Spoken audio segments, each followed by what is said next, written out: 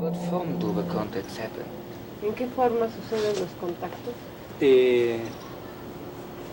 A mí hay una sensación muy especial que se me presenta a esta altura del plexo solar.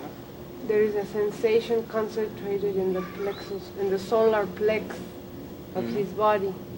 Es una sensación como cuando uno está fuertemente enamorado. It is a sensation very much alike when you are tremendously in love. Y esta sensación me despierta. And this sensation sometimes wakes him up at night. Y sé que voy a tener un encuentro con And ellos. he knows he's going to have an encounter with them. Sí. Lo que me agrada de esta experiencia que he tenido What he likes about this experience he has had, es que la comunicación que ha habido con ellos is that the communication they have been having es como la comunicación que estamos teniendo tú y yo en este momento. is just as we are now. So it is a purely physical contact. Es una Absolutely physical. puramente física.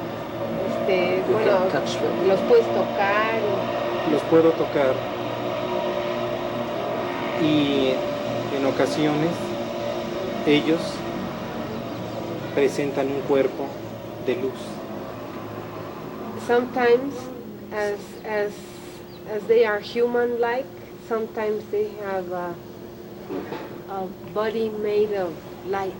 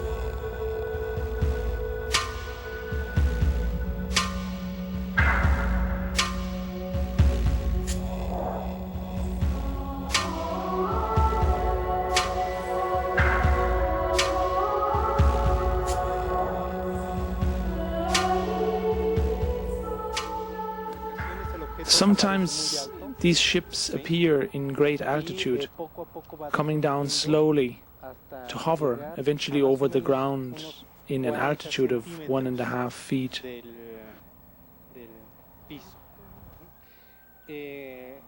Lo que ocurre es que conforme más alto, más arriba, When it is still in great altitude, the movements of the ship are very unstable, but when it hovers over the ground, it is completely static. aquí cerca del terreno, ¿sí?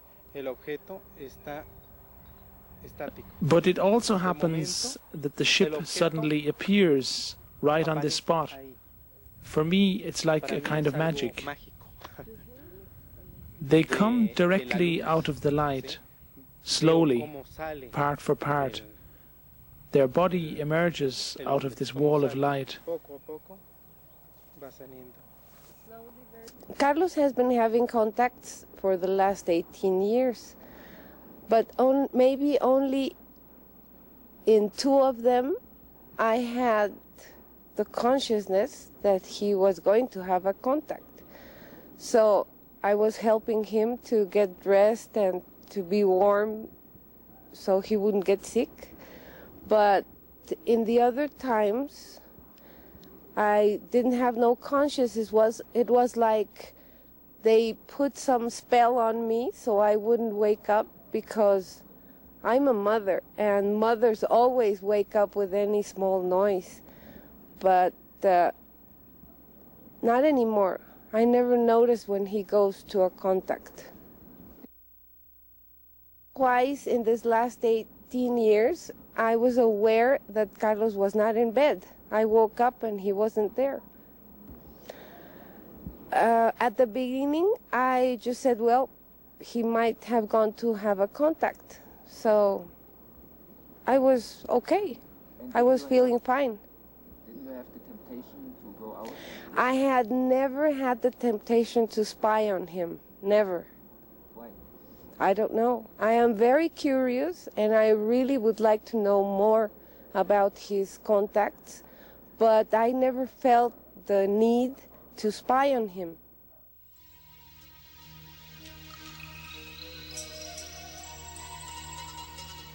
How did Carlos Díaz get involved into the subjects of UFOs? Why did he become a contactee? We wanted to learn more about his background and visited his parents and family. Yo recuerdo que sería alrededor de cuando tenía yo 7 años, cuando yo era niño. I was very little, around 7. It was at Christmas or the New Year, I'm not sure anymore. And we were coming back home from my grandmother's house. My father was carrying me and was protecting me with a blanket. I woke up in the arms of my father and looked at the sky and saw a round thing with a ring around it, going from south to north over the city, Mexico City. Un objeto circular rodeado por un anillo.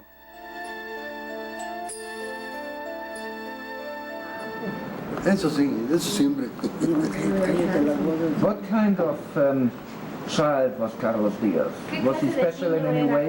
¿Era especial de alguna manera especial? Sí, Sí. In what way? era muy como de investigation. Uh-huh. Le gustaba la investigación. He always liked investigation.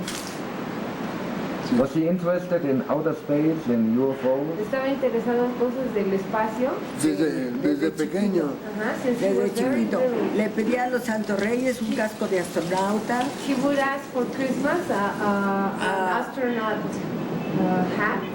Sí, le pedía a los Santos Reyes. Y robots y todo. And he would ask for rowboats. Y veía puras películas de... And he was always looking TV shows from space. Pues porque es una coincidencia que cuando él viene es cuando vemos a los ovnis. Because how come it mustn't be a coincidence that when he comes we can see the UFOs. Como que lo andan buscando. It's like they're looking for Carlos. Desde chico I think estuvo he él, had contact en realidad, since he was little estuvo without en knowing it. comunicación con ellos. And that's Sí, why he was so attracted by saberlo. space. Incidente ocurrió en el año de 1979. En aquella época vivía en la casa de mis padres y It happened in 1979, very early morning, around 6:20 or 6:30 a.m. I woke up by a strange feeling in my solar plexus. I saw a light reflecting on the wall, and it entered from a small triangular opening the curtain left from the window. I got very curious, and so I got up and looked out of the window to see what was going on. When I opened the curtain very slowly, I saw up in the sky a yellow object, very much in the shape of an egg, which was suspended there. I shared the bedroom with my brother, so I called him immediately and said, Antonio, come and see, there's a UFO. He put his blanket above his head and said, what, a UFO? I don't want to see a UFO. I want to sleep. So I kept on looking at the object for some moment, and then the object left with a very high speed. The next day I set the alarm clock for the same hour I saw the object that day, and I was waiting that it returns. And indeed I saw the object again, and after a few seconds the object flew away again. So on the fourth day, I had my camera ready on a tripod with a cord trigger. The object came from east to west over the city, and I was able to take a picture. I opened the shutter for 4 seconds. I was afraid it would fly away, and I captured it on film. I was very glad I did that, to have an evidence in my hands for my brother. Creo que a las 4 de la mañana. No, eran 6:30 de la mañana. 6:30, no lo vimos. Nomás estaba emocionado. We didn't see him at the real moment because it was very early in the morning, but after that he was very excited. Sorprendido. And surprised. The one who was mostly shocked was Carlos' brother, who did not believe in these objects. He was awakened by Carlos, but didn't want to get up, because he didn't believe. So when he saw the picture, he was very surprised. No se quería levantar a verlo, y él sorprendido le decía, mira, ven. No, yo tengo sueño. The films and photos of the so-called ships of light taken by Carlos Díaz are considered by many UFO researchers the best in the world. Others rejected them as being too good to be true. The Mexican optical physicist and computer expert, Professor Quesada, is convinced that they're real. But this was just one single opinion. To verify the results of his analysis, we consulted leading experts in the US, Italy, and Germany.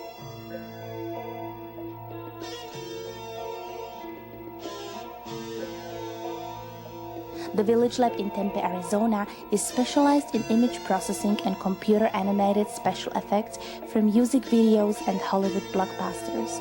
Its director, Jim Dilatoso, analyzes UFO photos for 20 years and exposed several spectacular hoaxes. Still, the Carlos Díaz pictures impressed him. So concerning the Carlos Díaz picture, here's another thing to point out of note. If this is a small object with a beam splitter and it was close to the camera, we would find that the edges of the object out here would reveal themselves to be sharp like this, not distorted like this. No one test is conclusive. You have to take everything together, like going to the doctor, who has blood tests and x-rays and a variety of tests that you put everything together and draw a conclusion. The fact that we have a distortion out here and sharp edges here is one factor that indicates that this is probably not a small model in the beam splitter or superimposed. This has all the properties of coherent light, not diffuse light, not incandescent light, but coherent light, like a laser. The properties of the direct illumination and the properties of the reflected light are identical, as if the reflected surface did not absorb or diffuse any of the light. That's really strange. That's really strange.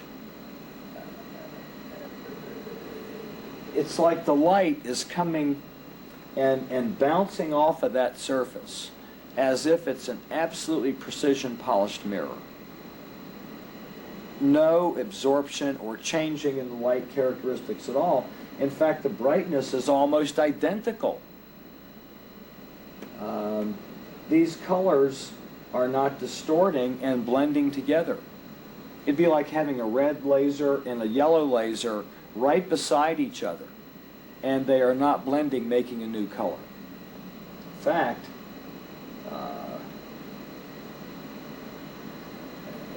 they're casting the image of this tree into the reflection here. And it is enlarging it as if this is a light source, casting a projected image of the trees like a hologram onto the surface here. If Carlos Díaz is doing this as a hoax, he's figured out some very clever methods. It's easy for someone testing pictures to go, oh, it's a fake, and he did it like this and like that. People that say it's a fake, they need to go do this. They need to figure out a way to do this and duplicate this picture. I can't figure out how it would be done with ordinary or even extraordinary tools and supplies that are around. We can use computers and test this thing forever, but there's some real basic things in optics and the characteristics of light that we don't need a computer to analyze those aspects of this. Try it yourself and see what you get. It's very unusual. I'm more interested in this picture than in most any other UFO pictures that I have seen, and it can't be easily dismissed. My conclusion at this moment is that this is an authentic picture of a very unusual phenomena, an unusual object. I don't think it's been faked. How big do you think it might be?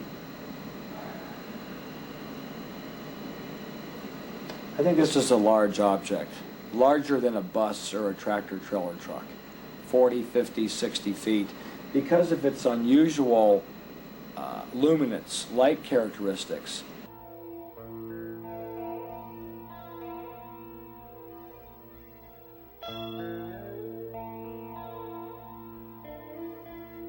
Robert Nathan is considered the father of image processing. He conceived it in the 60s and developed it ever since. He made NASA's Jet Propulsion Lab to the first in the field, the processor for all photos sent to Earth by NASA's both manned and unmanned space missions. Being a skeptic regarding the existence of UFOs, Dr. Nathan was the first address for us to consult. I've been presented this image a year or so ago, and I didn't give it any particular amount of time. My concern then, as now, is that it should be easy enough to establish from the reflection off of the hood of the car the reflection of the object and also of the guardrail, that one should be able to establish the precise distance of the object. If the object is claimed to be many meters away, it looks immediately obvious that the parallax information, the change in the position of the object as seen off of the hood as compared to seen directly from the direct line of sight from the camera, is inconsistent with an object that has any distance. It looks as if there is some kind of model that was placed quite close to the railing of the car, and some careful measurement will either bear that out or not. But that's a worthwhile measurement to make by somebody who wants to take the effort.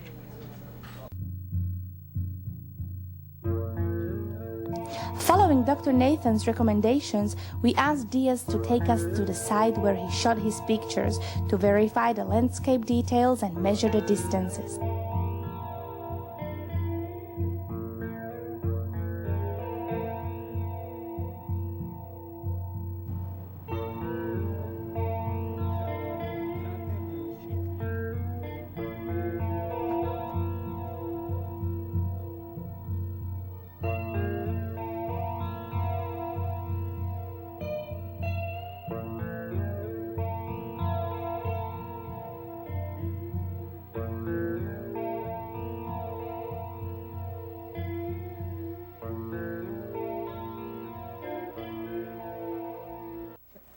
El objeto se encontraba.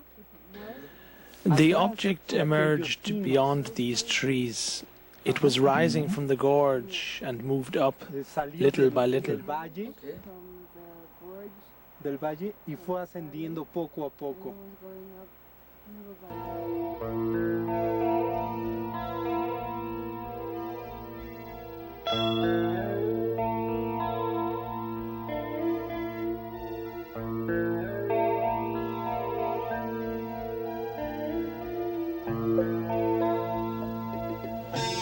We supplied first-generation copies of the original slides and the acquired data to 3 international experts in Italy, the US and Germany who were willing to analyze the Díaz photographs and make the calculations recommended by Professor Nathan. Le fotografie di Carlos Díaz sono estremamente interessanti. The photos of Carlos Díaz are highly interesting.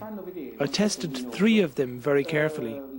They show a luminous object, red and yellow in colour, ascending behind clearly visible reference points, behind a guardrail, bushes and trees, in front of a hill or mountain, in a landscape which it partially illuminates with its orange light.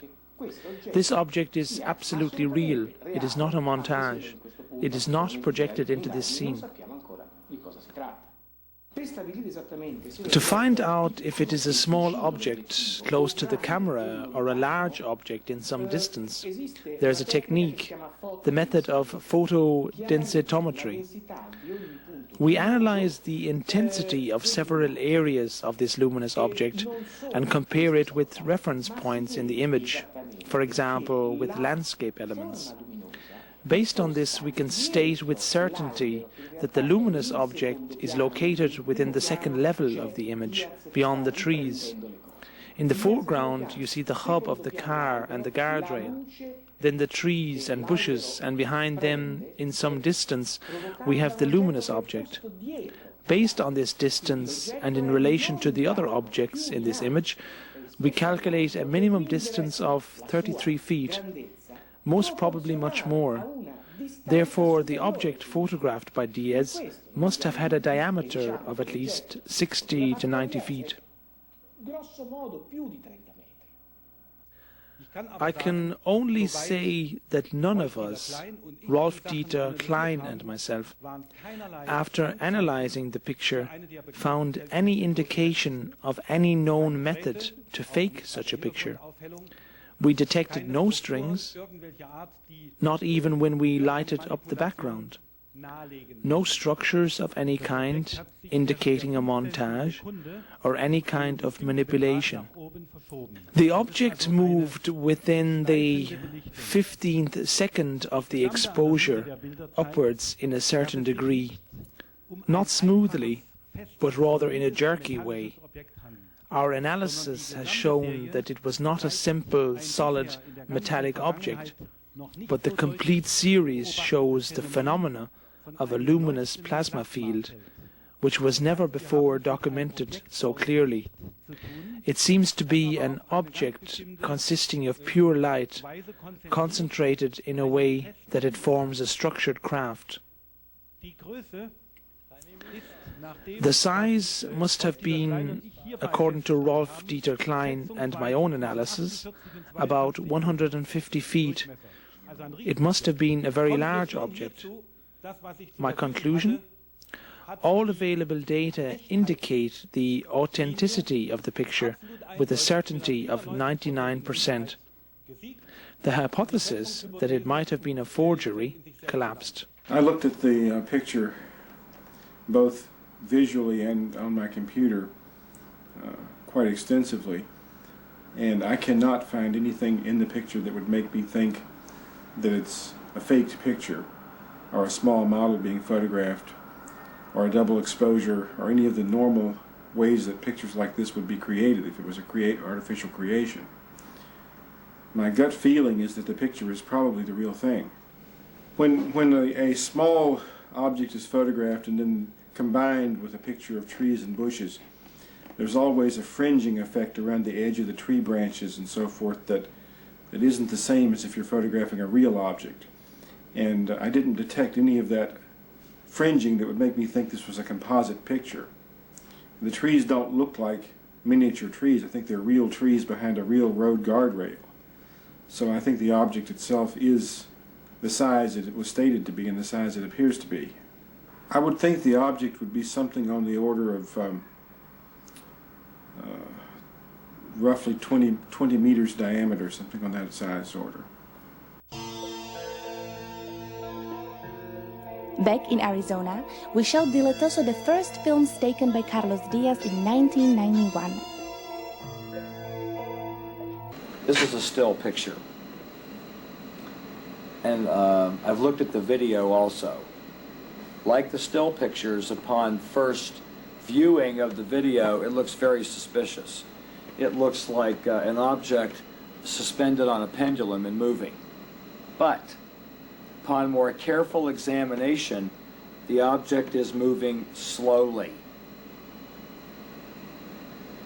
Momentum and mass movement around a pendulum would have it moving in a more regular motion.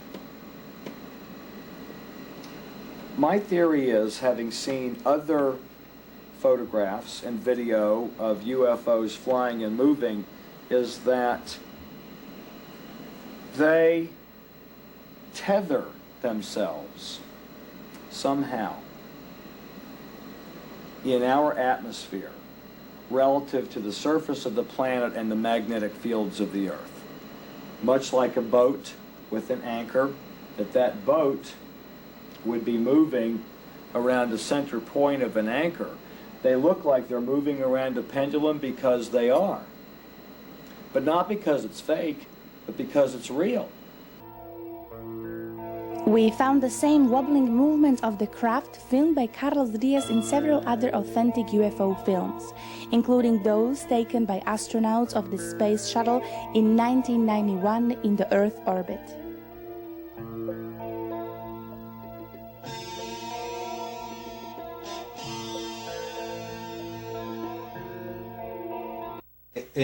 Toman los cinturones naturales de energía del planeta. Because they take the energy belts of the planet.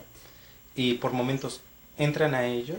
And sometimes they travel in those belts, but sometimes they jump out of the belts. Y se dejan ir por la energía. And when they're in the belts, they let themselves go, flowing with the energy. Y si quieren ellos mantenerse en ese lugar, and if they want to maintain themselves in one certain place, están actuando un poco en contra del cinturón de act, energía, del fluir natural de la energía. Flow of the energy of the belt. Entonces por eso se ve so this is why los you brincos see que hacen. how they jump. Pero en el momento en que se dejan ir con la corriente. But once they go and flow with the energy, entonces se van a una velocidad impresionante. Then they travel at a very, very high speed.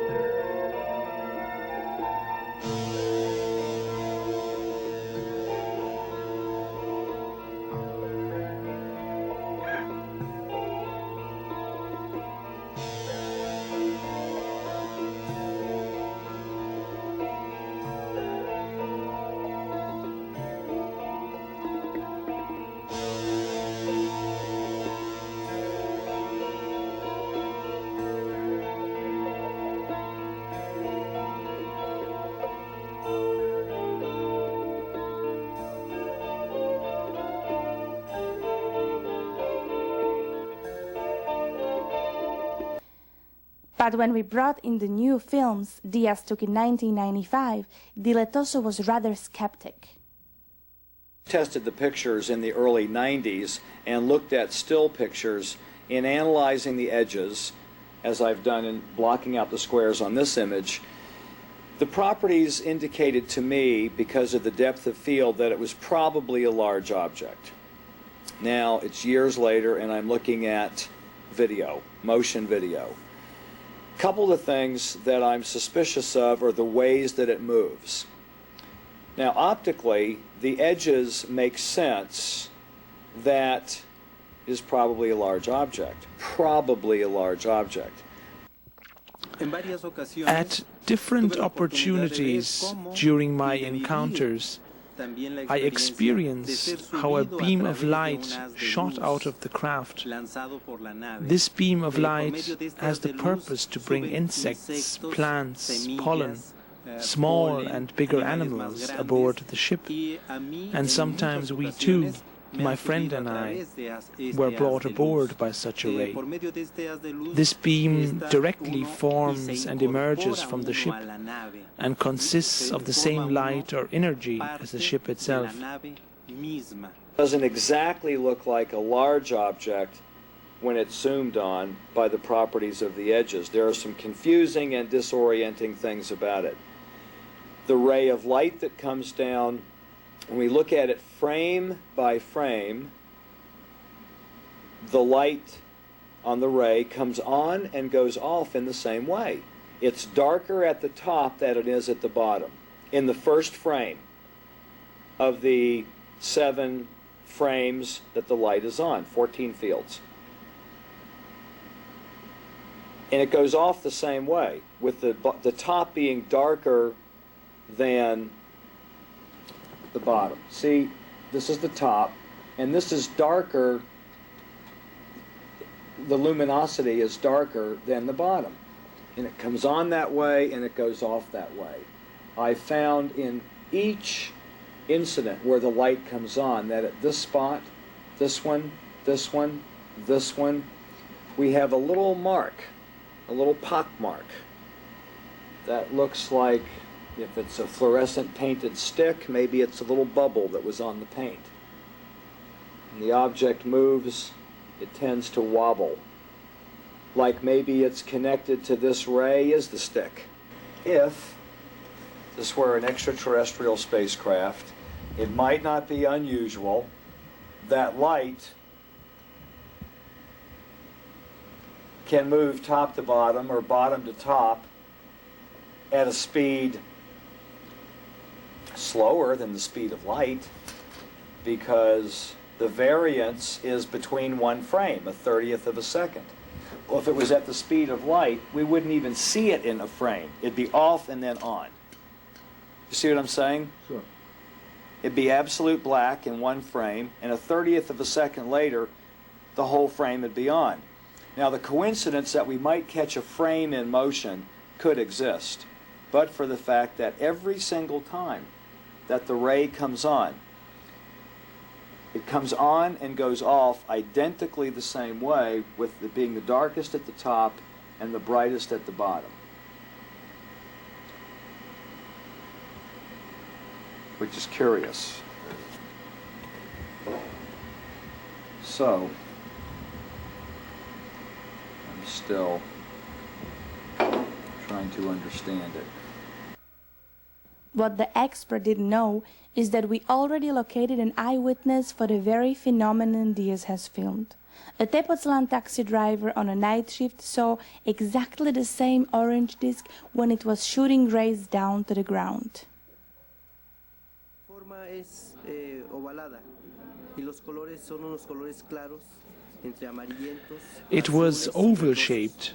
Its colors were bright, yellow, orange and red, and it was sending a ray down, a flashing ray, several times. It was static, it hovered, but it made slight movements in a vertical direction. Then it suddenly disappeared.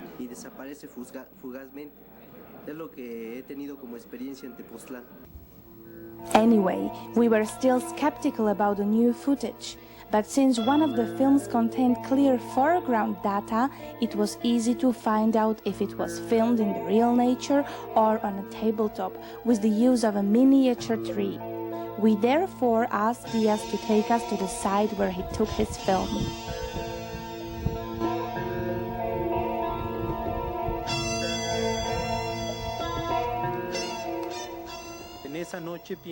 In this night, I came here at about 3 a.m.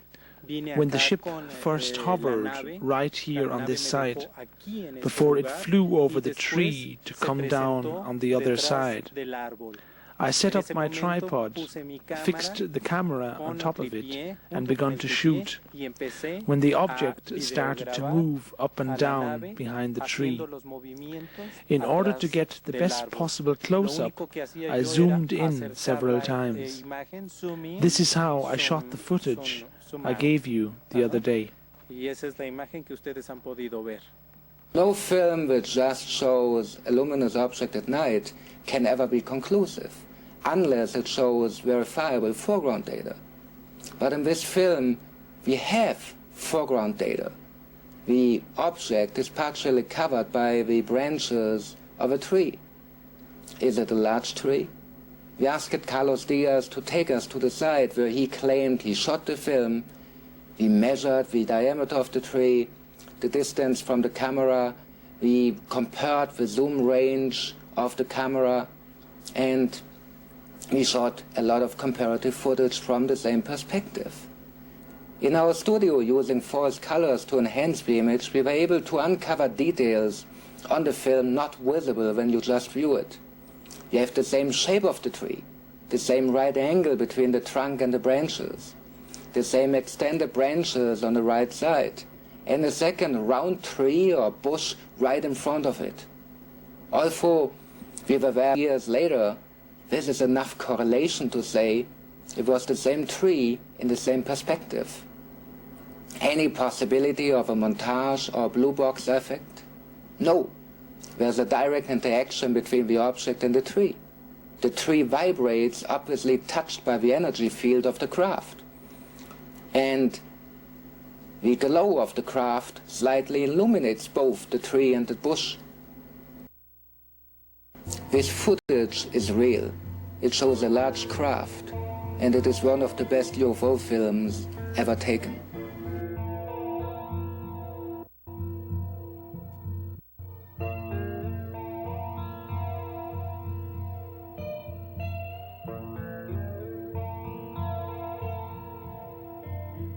Caso para toda la investigación.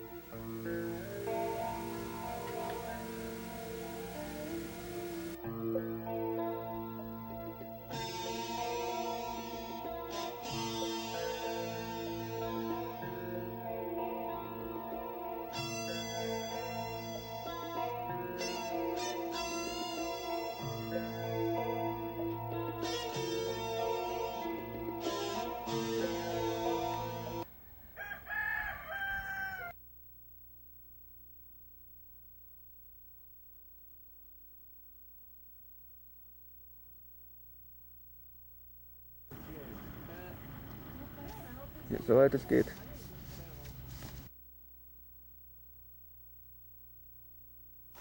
Stop.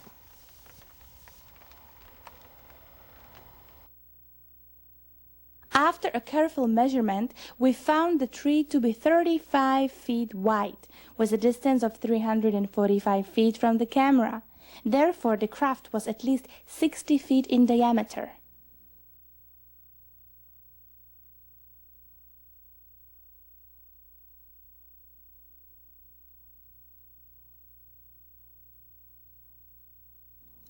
But aren't the Carlos Díaz UFOs unique? Never before seen anywhere on Earth? No, they aren't. In 1965, Deputy Sheriff Arthur Strouch of St. George, Minnesota, photographed this disc-shaped orange-colored craft in the midst of a wave of sightings. On May the 4th, 1994, a cameraman of the local station TV Roma filmed this craft near Ostia, the ancient harbor of Rome. It was seen by hundreds of witnesses.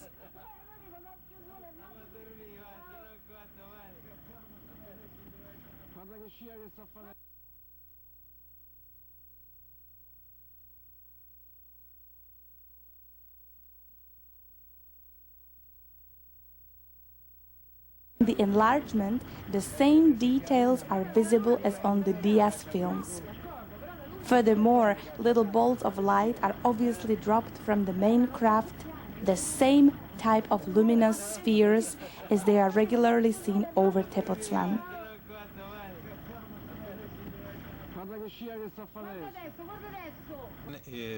El mismo tipo de energía de la cual están formadas las naves más grandes. These spheres of light are made from the same kind of energy the big ship is made of, light energy. Some are unmanned, some have 1 or 2 people aboard. Some of these spheres are white, others blue, others red in color, and they are probes or monitors to study the environment. They explore the different life forms and conditions on Earth, many things. They don't interpret, they just study and collect the data and emotions involved. Since they are energy, nothing can stop them. They can go through anything. They even come out of the rocks.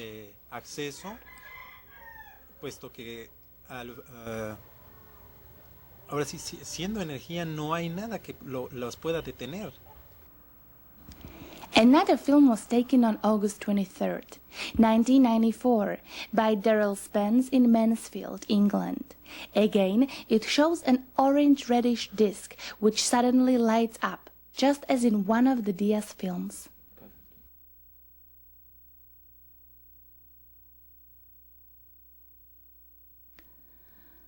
What causes this strange luminosity? We still don't know, but one who might have had an answer was the late Colonel Philip Corso, a member of the National Security Council under President Eisenhower and head of the U.S. Army Foreign Technology Desk. When Colonel Corso saw the Díaz photos, he knew they're real. And he claimed he saw the same type of technology when he coordinated the study of the Roosevelt wreckage by the U.S. Army Research and Development. What you are seeing here, I told Díaz, is a flying saucer with its energy, propulsion energy on and going someplace. Either it's going or coming or accelerating. I don't know, because all you have here is a flat surface. So this thing is moving when it's like this, because the energy is on. And he was very pleased to hear this, because I told him the mistake that we have made. We built the type of flying saucers, but they would never fly most of the time, because they made the mistake of not realizing that the extraterrestrial is part of the flying saucer and part of the system. Himself, his energy guides the system. I told him that this, from our studies and our intelligence we had, these colors are part of the guidance propulsion system. So you are absolutely convinced the pictures are real? They're real. They had to be real, because he took the pictures and he had them. He never knew what this, well, he couldn't know an explanation like this. The explanation had to come from something like I was in, research and development, knowing about what they were, knowing what the guidance system was, knowing the type of propulsion systems, and knowing what was in space. Otherwise, a nice fellow like Díaz would have never known this. He had to be saved maybe on the level that I was on. So when I told him this, he was really pleased and happy. And I told the boy, well, you did an honest job, you were an honest man, but more likely you would have been attacked by debunkers saying, oh, you don't know what you're doing. But you had something real here and never knew it. But it had to come from somebody that knew. So immediately when I saw it, I told Díaz what it was and explained it to him. The renowned physicist Professor Dr. August Mason worked for the Belgian Royal Air Force and taught at the Catholic University of Louvain. After he learned about the Díaz pictures and studied them, he was as stunned as Colonel Corso. As far as I see, there are no objections against it, and because if it is true, it is very interesting for me as a confrontation with a theory where one expected results of this type. I saw the pictures, and there is something probably very different from what others did, because I developed a theory for the propulsion of classical objects. Classical objects are actually symmetric objects. And it involves a system of how do they produce electromagnetic waves which surround the object. And this is a very interesting subject, and I'm happy to see that one of the predictions of the theory, which is that you should be able to create, or they should be able to create, standing waves with certain modes where at certain regularly distributed places you have a higher intensity, thus you could eventually ionize differently.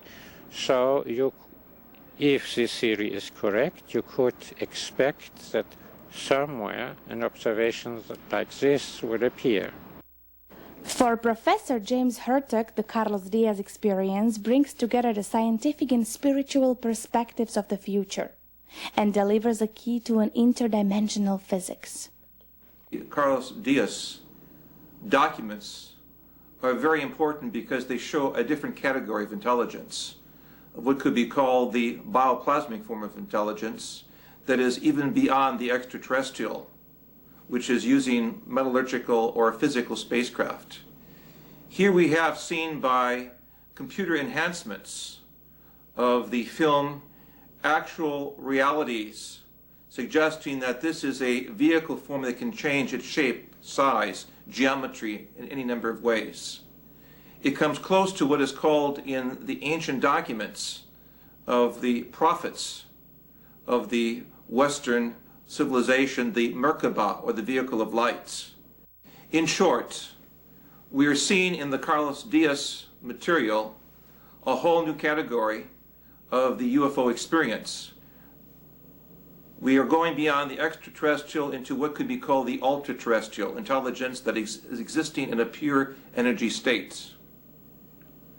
We are looking at a vehicle where there's no physical door, but has the opportunity to work with morphological energies that will open up a paraphysical door through which the contactee, in this case Carlos Díaz, will move into the vehicle, pass his physical hand through a body of energy, see no physical participants but feel an omnidirectionality of energy. This case merits more study because it signals a graduation of ufology into another category, that of the ultra-terrestrial beings of intelligence, and will open a door to a whole new physics that will accept the possibility that there is a life so advanced that exists in a pure energy form, capable of manifesting itself through superluminal light without a physical form.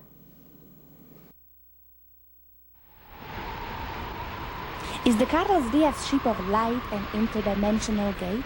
A projection from a parallel universe? An alien spacecraft? Why does it appear so frequently over the village of Tepoztlan? Is there any connection to the ancient cultures of Central America?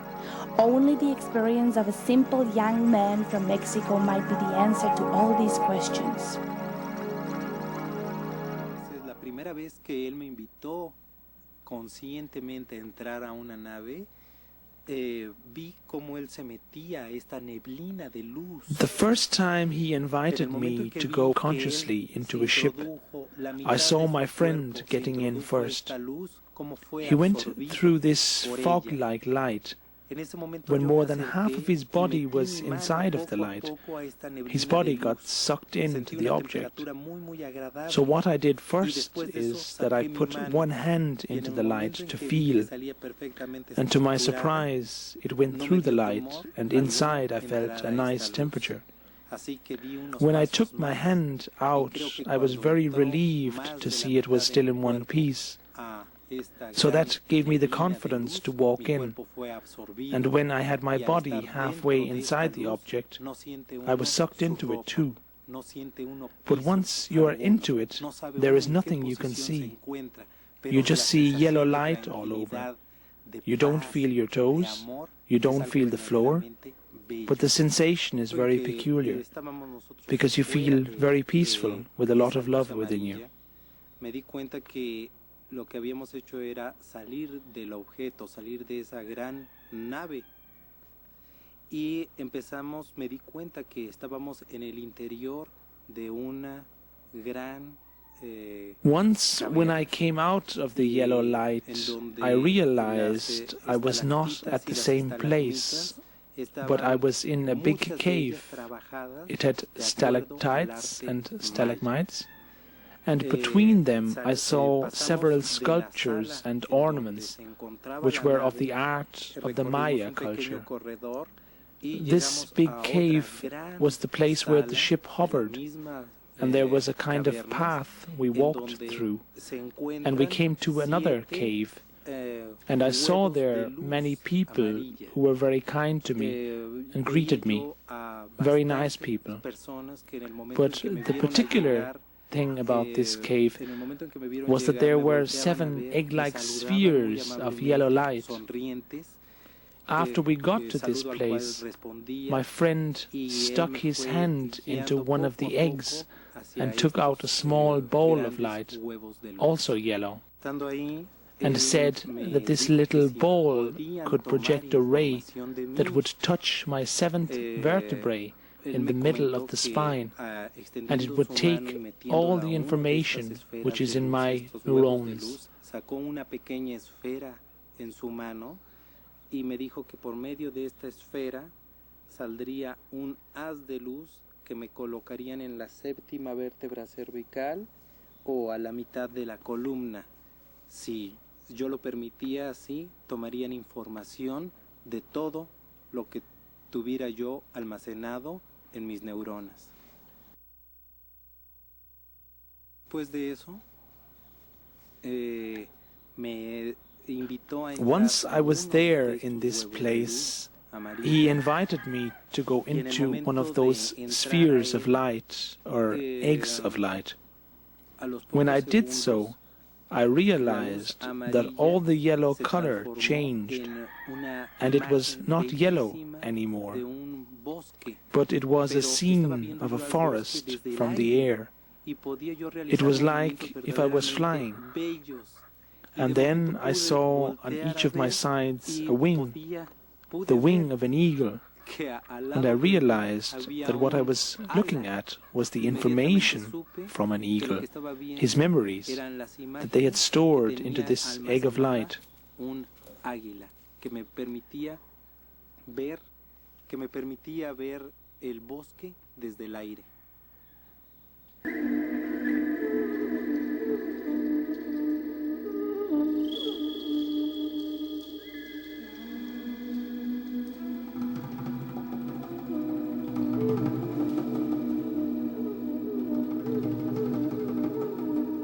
Does Carlos' experience indicate a connection to the ancient culture of the Maya, one of the oldest and most mysterious civilizations on the American continent?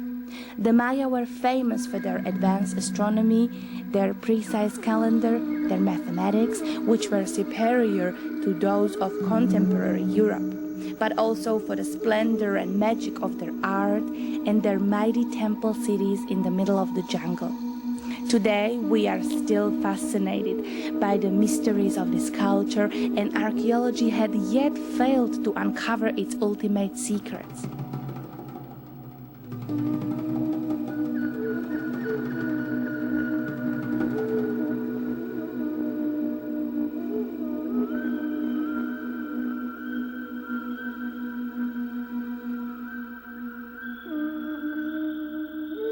Several researchers speculated about a possible extraterrestrial connection.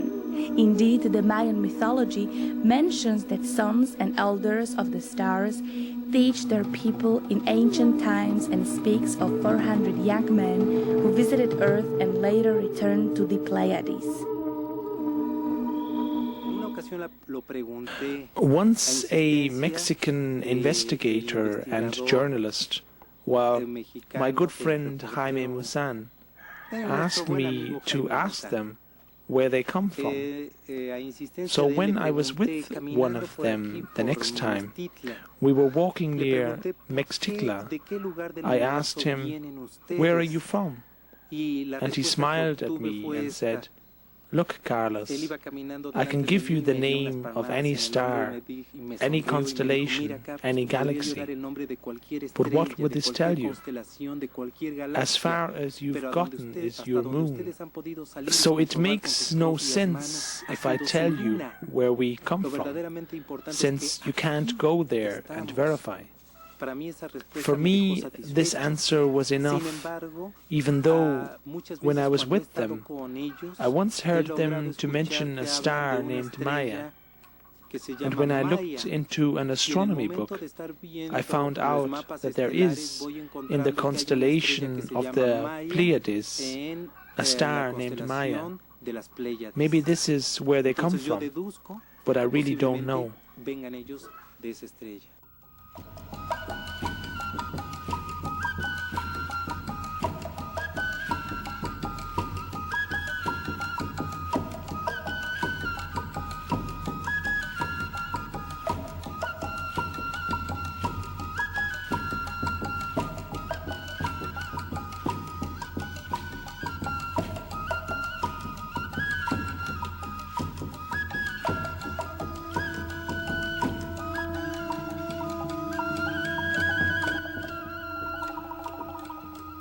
The religion of the Mayas indeed was one which studied the cycles of life, the laws of nature, and the harmony with creation. They celebrated the fertility of the jungle in impressive ceremonies. The Mayan priests and shamans identified themselves and during their rituals became one with animals and plants, with the sacred quetzal bird, the free-flying eagle, the busy ant, the fierce jaguar, or the wise snake. Is it a coincidence that a similar identification with the life forms of Earth in the mystery caves of the X of Life teach Carlos Díaz the necessity to work for a better world, to campaign for a living planet?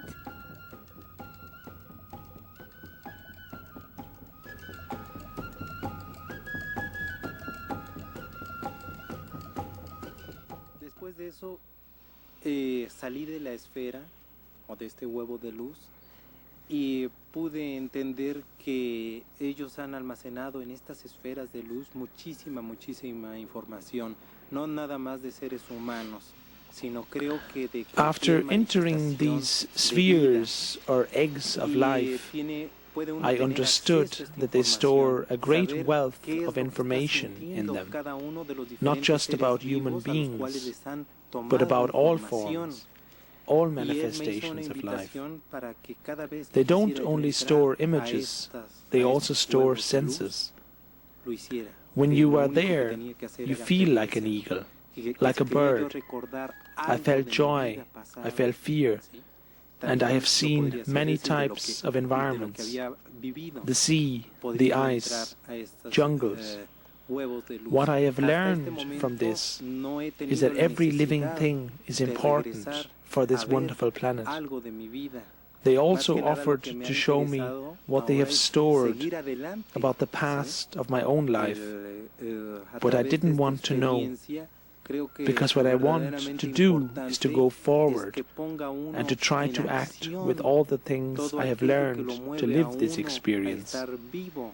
I had experienced that there is a wonderful interaction between all living things, but this interaction went out of control. Every individual, every species is an important part of this interaction. This is the reason why I want to share all this with the whole world, to invite the people to act in order to save the earth, to make it a true paradise for all living creatures, and to inherit our future generations a living planet. Mi experiencia, el tratar de invitar a cuantas personas quieran escuchar que tenemos la posibilidad de seguir haciendo de este nuestro maravilloso hogar, el planeta Tierra, un paraíso. Creo que es importante que les heredemos a las generaciones futuras, como lo he dicho infinidad de veces, un planeta vivo, ¿sí? Un planeta bello.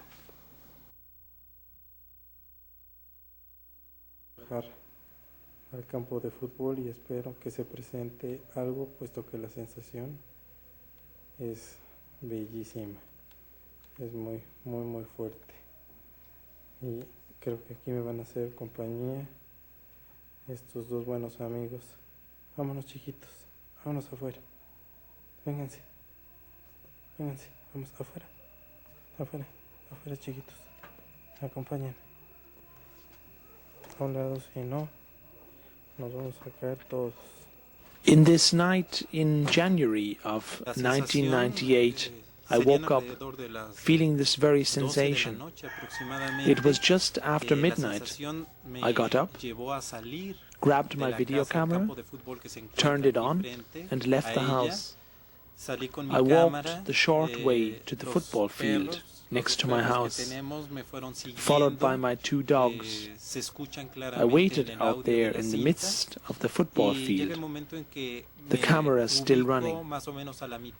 Since I had nothing better to do, I filmed some stars and the moon as points of reference, and you can see that in the video. Únicamente luz amarilla.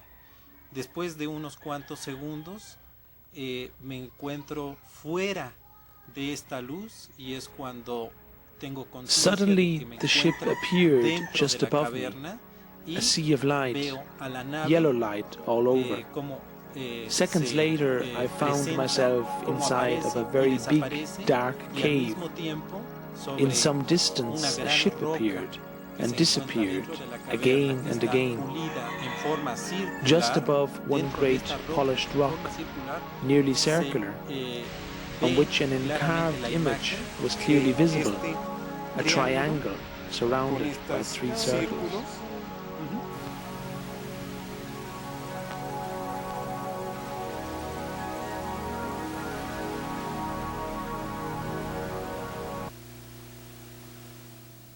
A sign? The same symbol appeared in July 1991 in a wheat field near Barbury Castle, England. Its origin, like those of others of the mysterious crop circles, was never satisfactorily explained.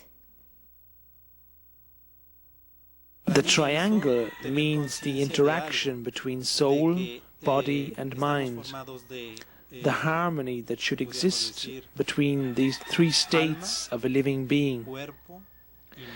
And the small circles in every corner of the triangle mean the simple ring stands for nature, the circle of life. The one which looks like a wheel stands for movement, and the third one, the spiral, for the evolution of the consciousness of humanity, which in every mind grows like a spiral, and it altogether moves into a higher state. It was meant to teach me exactly what I felt. This is how my experience takes place. They don't talk to me much. They make me feel things and be aware of things. And that's how I've been learning.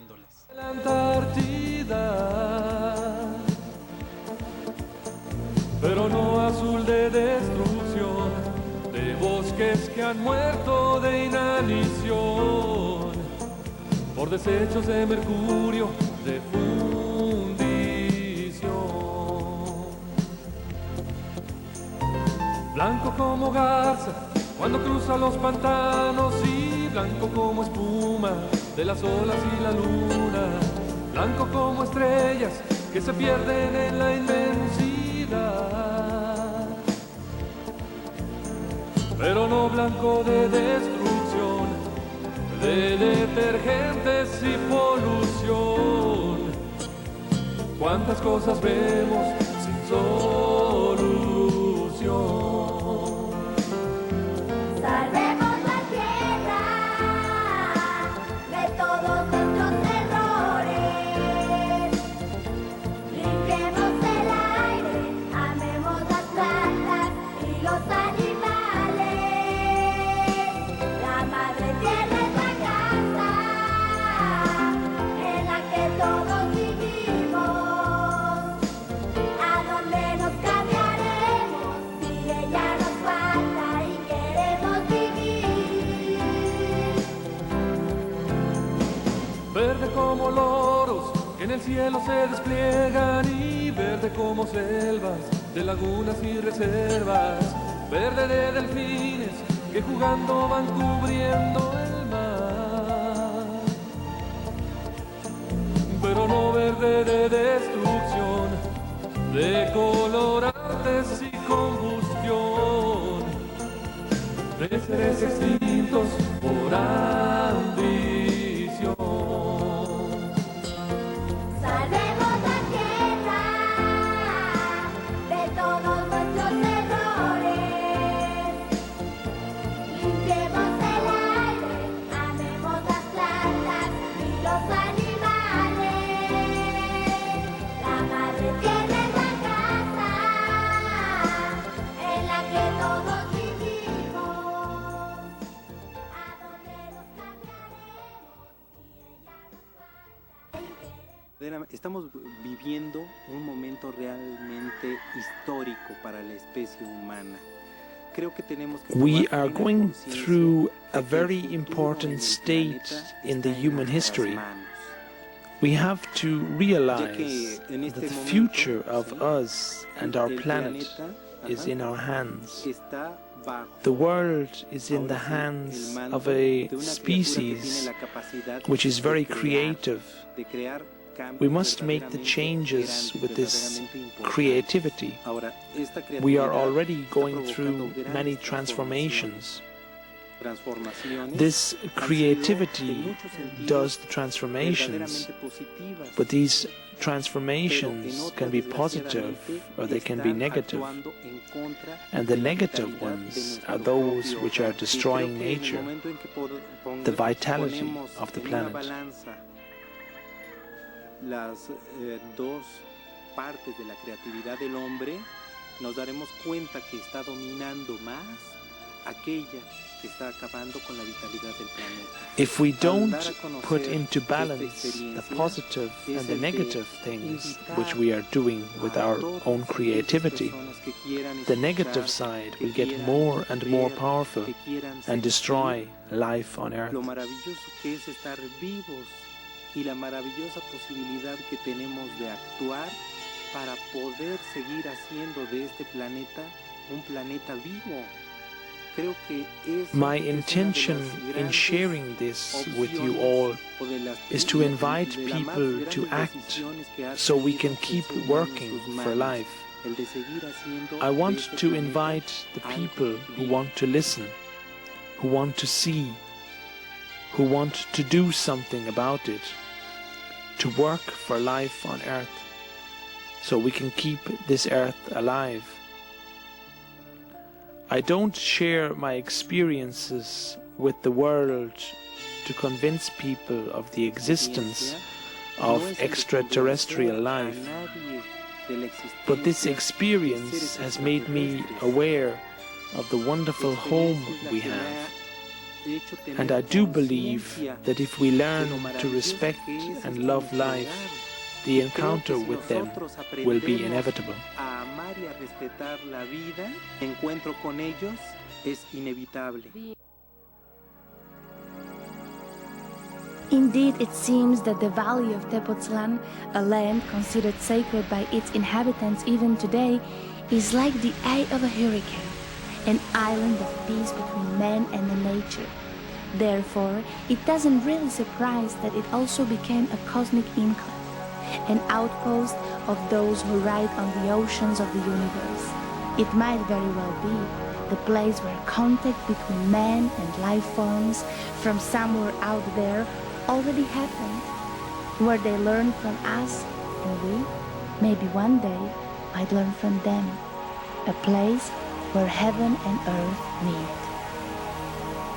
They come here because here in this very small place, Tepoztlán, are 7 energy belts that cross here.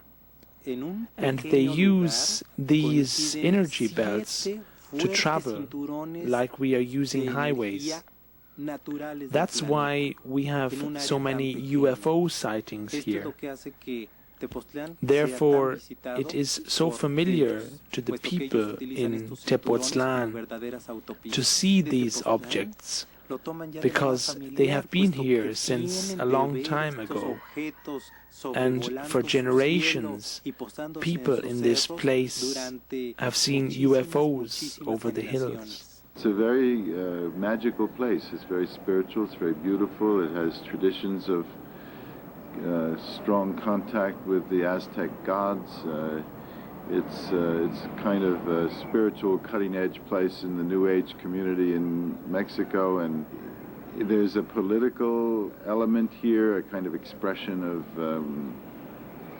not wanting to contaminate their environment with resorts, golf courses. To avoid that, there's this kind of consciousness that they have something sacred here and that they don't want to have undermined. So it's an unusual place, and it seems somehow fitting that a man like Carlos should emerge in a place like this. Besides that, it is also because we don't have a great air force. There is no way we can bother them. So they are safe here. They can operate here, undisturbed, because of the great freedom in Mexico. I do think there already is an open contact. If the contact is not being done or signed by politicians, it doesn't mean there is no open contact. They do live amongst us, and they are here since hundreds and thousands of years. They are here trying to understand why we act the way we do. They have learned many things from us.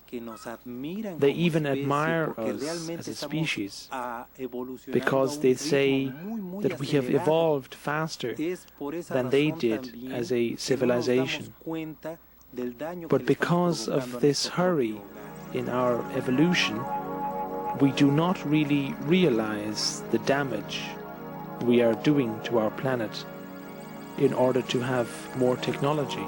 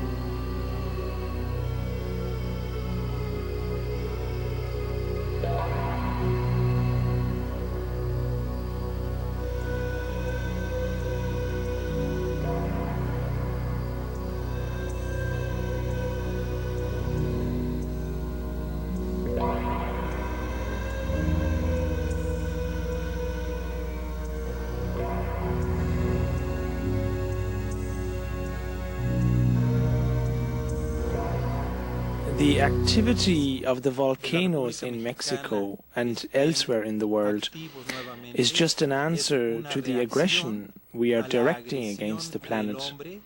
All these nuclear tests have been done in so many countries, and now there's the answer to it, the volcanic activity which liberates the energy here in Mexico and all over the world. From 1991 up until now, many people have been reporting around the volcano activity of UFOs. And what is really interesting is that this activity, it seems to be related to the activity of this very dangerous volcano.